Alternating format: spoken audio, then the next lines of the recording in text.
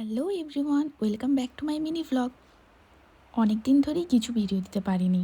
এবার থেকে চেষ্টা করব রেগুলারলি কিছু না কিছু একটা পোস্ট করার। আজ ছিল সানডে, আর সানডে মানেই বিকেল হলে মনটা একটু ঘুরতে যেতে ইচ্ছে করে, তাই দুজনে বেরিয়ে পড়লাম। আর ওই যে দূরে কেটিএমের শোরুমটা তোমরা দেখতে পাচ্ছ, এখানে এলেই সপ্তর্ষি আগে তাকিয়ে থাকতো আর বলতো কবে আসবে বাইকের ডেলিভারিটা নিতে। এরপর চলে গেলাম চা খেতে যাওয়ার উদ্দেশ্যে। আমাদের বাড়ি থেকে কিছুটা দূরে চা গ্রাম আছে, ওখানেই গেলাম। কিন্তু এখানে এসে যা ভিড়টা দেখলাম, সপ্তর্ষি আবার ভিড়ভাড়টা একদমই পছন্দ হয় না। সঙ্গে সঙ্গে ওখান থেকে চলে গেলাম ল্যান্ডমার্কের উদ্দেশ্যে।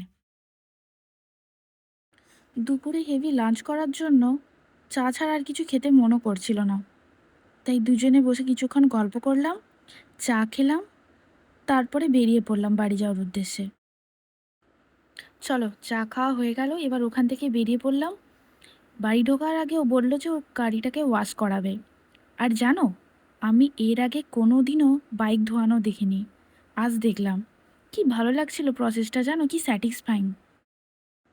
ও আমাকে প্রত্যেকটা প্রসেস বলছিল যে কোনটার পর কোনটা করছে, কিন্তু আমার মাথাতে কিছুই ঢুকছিল না, শুধু দেখছিলাম, বেশ ভালো লাগছিল। চলো, হয়ে গেছে বাইক ধোয়ানো, চললাম এবার বাড়ির পথে। টাটা এভরিওয়ান, দেখা হবে নেক্সট একটা ব্লগে। সাবধানে থাকবে, সুস্থ থাকবে।